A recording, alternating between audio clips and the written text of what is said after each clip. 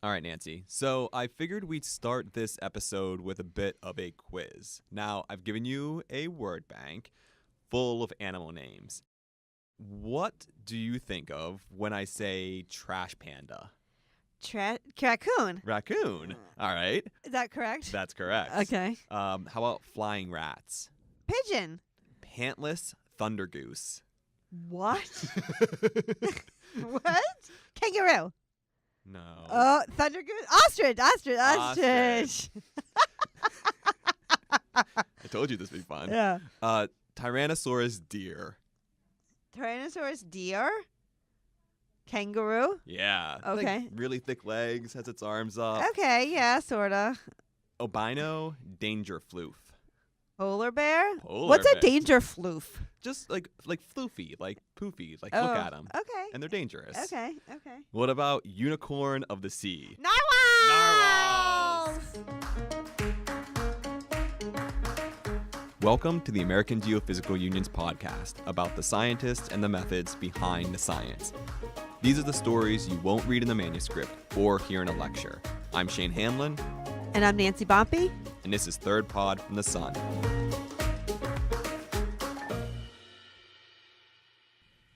So let's talk narwhals, which is possibly one of the most fun things I've said in a while.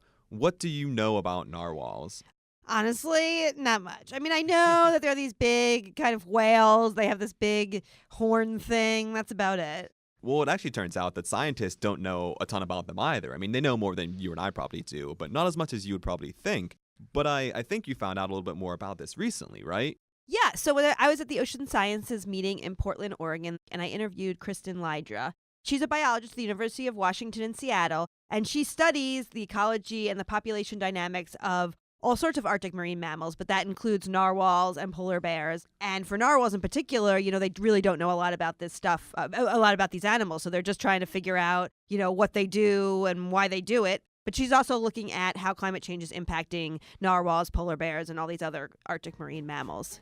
All right, cool. So let's hear the interview.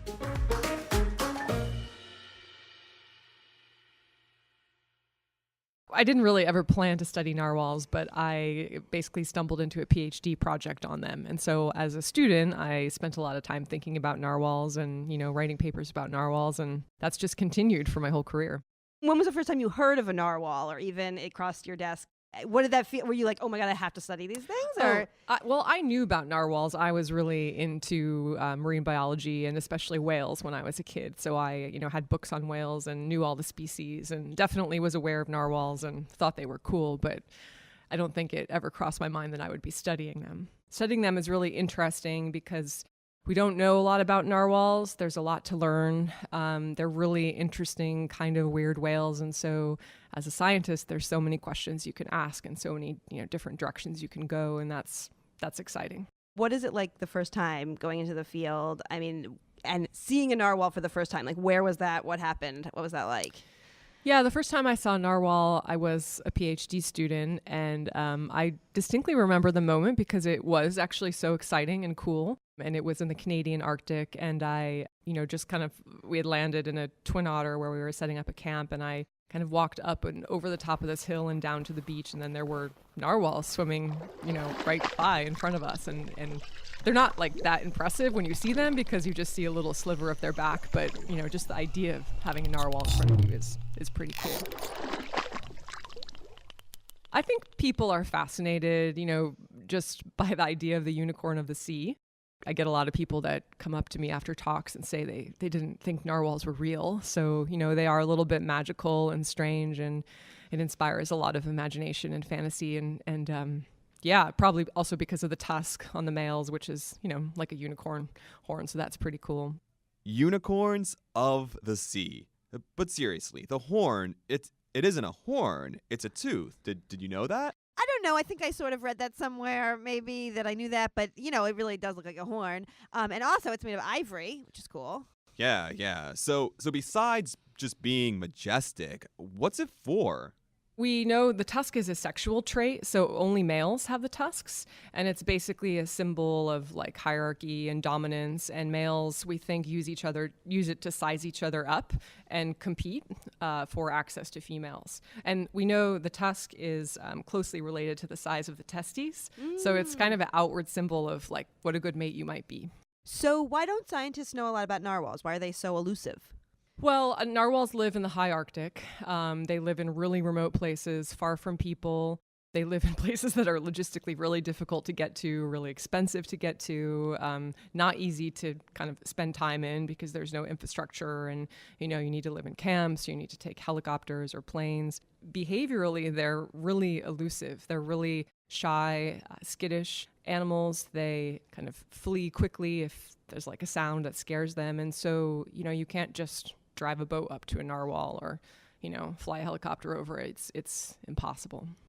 I was picturing a scientist heading out and lassoing a narwhal. I'm still in this unicorn kick. But I guess that's not how it works. So what are we talking about? Tags, transmitters, what's going on?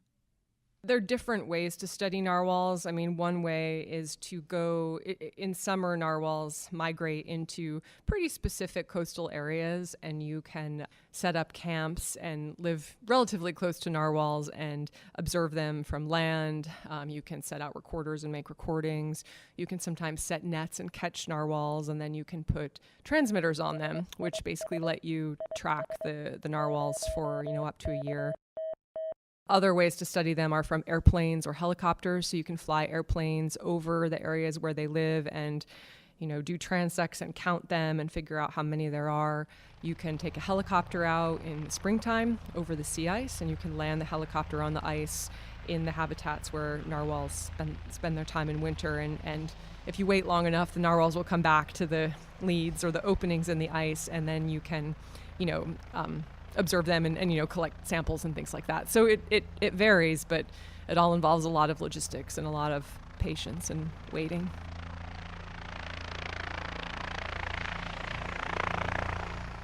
I mean, narwhals are so freaking cool, but they're not exactly close by. So what's it like for the researchers? Yeah, I asked about that.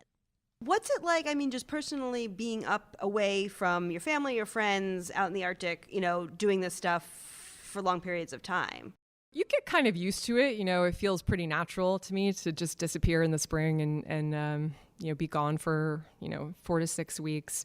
It's peaceful, it's a combination of being really stressful and then really peaceful. You're in this beautiful, serene place and you have time to really kind of focus on one thing and not have a lot of distractions. Your phone's not beeping and your emails and all these things at home that distract you. Like you're just really focused, and that often gives you a lot of time to think about things and come up with ideas and process information. At the same time you're isolated and detached from everybody and you don't have good communication. So there are pros and cons.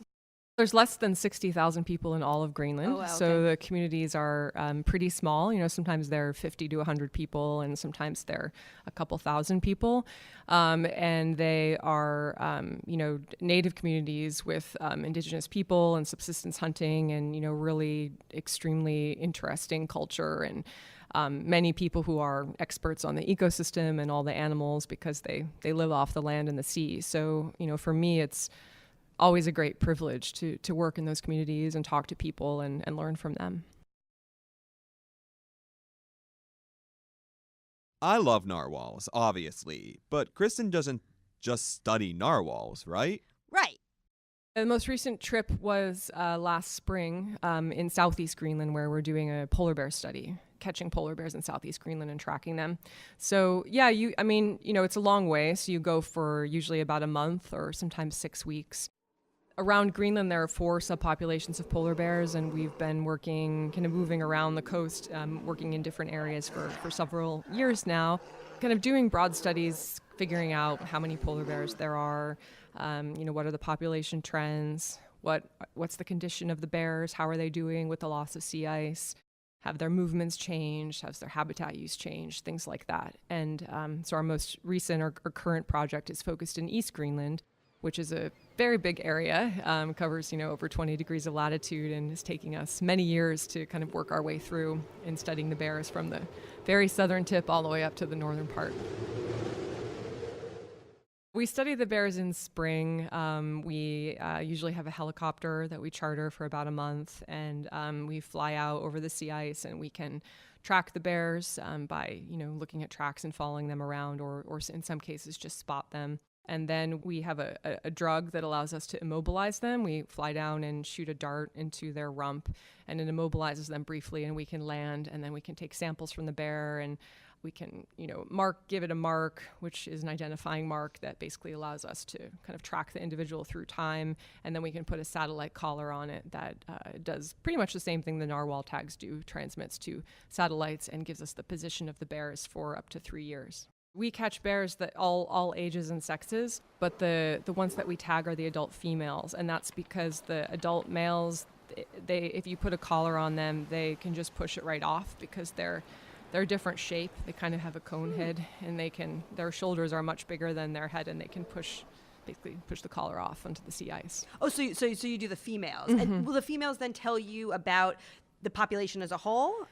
Yeah, we use the females as a proxy for what we think, polar bears in that population are doing. Of course, having data from males specifically would be better, but to date, there really haven't been kind of options for collecting long-term movement data from males because they're really hard to tag. Do you remember the quiz earlier, what I called polar bears? Albino danger flukes? Yes. They look so dangerously cuddly. I mean, I know they can be dangerous, but I actually have no idea about the texture of their fur. What does a polar bear feel like? I mean, what is the fur like? Is it soft? Do they smell? I don't know. I wouldn't say they're that soft. It's probably more coarse. They don't smell. They smell good. They actually hardly have a smell, surprisingly. But it's very warm. So, when you're out there and you're often your hands are freezing and you might be taking blood or something, you can dig your hands into the fur and they warm up in 1 or 2 minutes. Fortunately for me, most of my field experience have been in the warm springs of Tennessee, though I did need to worry about drowning here and there. But seriously, besides having this awesome experience of working with frickin' narwhals and polar bears, what's she actually trying to find out? The overarching theme of everything that I do is loss of sea ice in the Arctic and climate change and, a system that is changing really quickly into something that is very different, from, what conditions a lot of these animals are used to and experience or have experienced in the past. So, I'd say with the polar bears, we see, of course, that they're using poorer habitat, what we would call worse ice conditions, or they have to spend more time on land waiting for the sea ice to form. In some places we see their body condition has declined, so they're not as fat as they were historically. With narwhals are trickier. There's still a lot we don't know about the impacts of climate change on them. We've been looking at kind of probably more quantifying, what's important to narwhals, what do narwhals need to be narwhals. And, as we go forward in time, once we have that baseline information, we'll be better able to predict the impacts of climate change. It's, probably some really tricky things to quantify, indirect effects in the ecosystem where you lose ice and you temperatures change and the prey for narwhals changes and all these things that, aren't that easy to get data on, but we hope to have some answers. It's just a fascinating place that, we should really do everything we can to protect and conserve. As an individual, it's really a privilege and an honor to do my job, and I feel, excited to learn things and contribute, information scientifically. And then on a personal level, it's just really, special life experiences to be in that system and be in those communities. So, does this make you want to visit Greenland and search for sea unicorns? Well, it sounds so cool, and it would be great to see one, but all that sitting around and waiting and being quiet, I don't know if that's really for me. I can't really imagine you just sitting around and being quiet for I know. extended periods of time.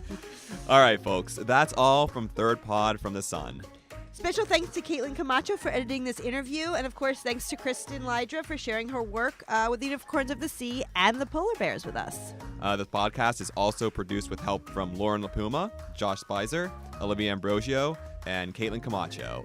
And thanks to Kayla Surrey for producing this episode. AG would love to hear your thoughts on this podcast. Please rate and review this podcast. And you could always find new episodes on your favorite podcasting app or at thirdpodfromthesun.com. All right, thanks all, and we'll see you next time.